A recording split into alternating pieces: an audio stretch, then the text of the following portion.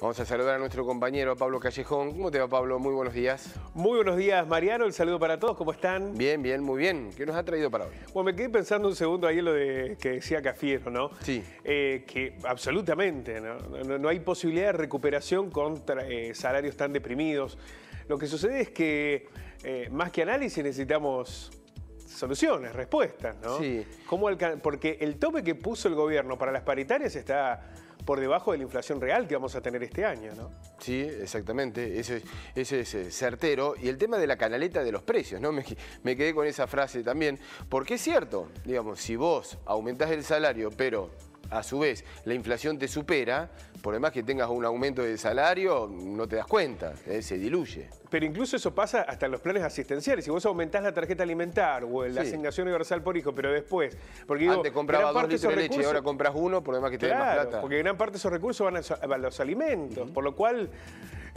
más que análisis, hay que ver cómo resolverlo. Claro, pero el tema, a ver, es dónde poner el tope de los alimentos, bueno, que es lo que no puede encontrar. Porque ¿cuál es el tope de los alimentos? ¿Que haya más plata circulando? No debe ser.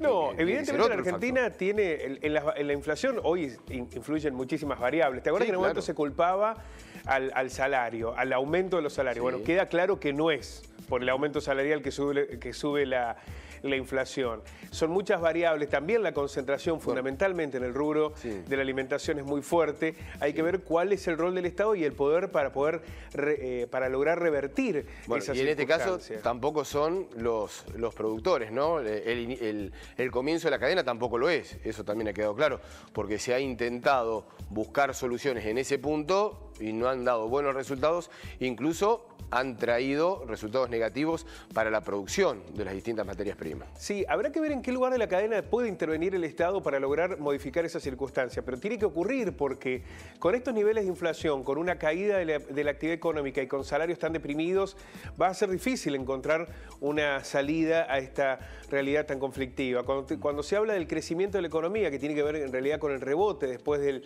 el abrupto desplome que tuvimos el año pasado, si eso no llega a la gente...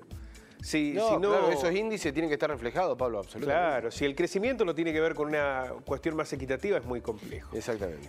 Pero bueno, vamos a hablar hoy de la vacunación para tratar de actualizar provincia por provincia algunos aspectos. Bueno. Fundamentalmente porque muchas de estas provincias ya han comenzado a vacunar a personas mayores de 18 años sin comorbilidades. Esa etapa que nos va acercando a lo que se denomina la inmunización de rebaño, digamos. Que hay los adultos jóvenes. Exactamente, Bien. ya mayores de 18, sin ningún tipo de grupo de riesgo, hay algunas provincias que ya han comenzado a vacunar y esta es la buena noticia. Pero ¿Hasta vamos a ver llega? ¿Hasta qué edad es adulto joven? ¿Lo tiene más o menos? Porque me estaría lindo entrar en ese rango. Sí, que te digan... Ya que te digan joven está bueno. Claro, porque vos vas a los comercios y te dicen señor, y vos le decís, ¿cómo bueno. Señor? ¿Cómo señor? Bueno. Ahora ya te miran y te dicen, sos grupo de riesgo. Claro, sí. O sea que vos formás parte. No, claro. Ya me vacuné, pero no. Yo no soy adulto mayor. No, parezco. A casi 6 meses del inicio de la campaña nacional de vacunación, las provincias avanzan con adultos jóvenes. De entre 18 y 40 años, ahí está el dato. Bien, lamentablemente no. Ya pasamos. No. Sin comorbilidades y embarazadas sin factores de riesgo. Bueno, el tema de las embarazadas es central. Sí. Córdoba ha sumado otro caso de una mamá que dio a luz a 2 mesecitos. Me parece, se ha demorado, Pablo, ¿no? Bueno, lo que pasa es que el año pasado no eran grupo de riesgo. Bueno, por eso digo, se ha demorado en determinar esa claro, me parece. Apareció ahora como un factor determinante el embarazo a partir de las nuevas cepas y esto ha complicado, ¿no? la mirada. En Buenos Aires se superó los 5 millones de vacunados con una dosis y las autoridades del gobierno estimaron que tendrán a todas las personas con factores de riesgo inmunizadas antes de que empiece el invierno. Aquí empieza una preocupación. Porque la cepa Delta ya está en la Argentina. Y si comienza a aumentar su presencia, no alcanza una dosis. Se necesitan 2 para que sean realmente efectivas en frente a esa cepa. Por lo cual suma a la Argentina otro nivel de preocupación porque todavía el número de vacunados con 2 dosis es muy bajo. Córdoba, se aplicaron 1.425.000 267 vacunas hasta ayer, desde el inicio de la campaña. El 8% fue a personal de salud, un 5% a residentes geriátricos y personas con discapacidad, un 12% a docentes de más de 60 años y personal estratégico prioritario. Ahí aparecen las fuerzas de seguridad, por ejemplo, bomberos. Un 61% a personas mayores de 50 años y un 14% a mayores de 18 con comorbilidades. En Córdoba se está vacunando a mayores de 18 pero con comorbilidades. Santa Fe le van a solicitar al área de sistemas de la provincia que las mujeres embarazadas tengan un lugar exclusivo en la página web que se utiliza para anotarse. Quieren generar esa diferenciación inmediata para lograr inmunizar a las mujeres embarazadas. En Mendoza comenzó la vacunación para mayores de 40 sin ningún tipo de enfermedad preexistente o comorbilidad. ¿Qué pasa en Tierra del Fuego? Comenzó esta semana a vacunar contra el virus a personas mayores de 40 años, sin factores de riesgo y de entre 18 y 39 años con comorbilidades. En Chubut ya se vacuna a personas entre 18 y 59 años con turno previo. Es una de las provincias que está avanzando con los mayores de 18. ¿Qué pasa en San Juan? Actualmente vacuna a personas de entre 18 y 59 años, otra de las provincias que comenzó la vacunación a los mayores de 18. En este caso con comorbilidades por turno y segunda dosis de AstraZeneca y Sinopharm por demanda espontánea a mayores de 60 años.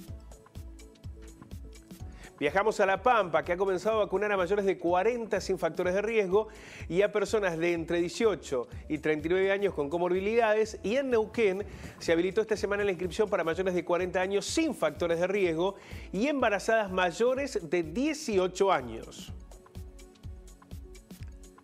Viajamos a Santa Cruz, que continúa vacunando a mayores de 45 años y a los jóvenes y adultos de riesgo a partir de los 18. En Santiago del Estero la vacunación ya llegó a personas de 40 a 49 años sin riesgo. Y en Jujuy comenzó la inoculación para mayores de 40 años.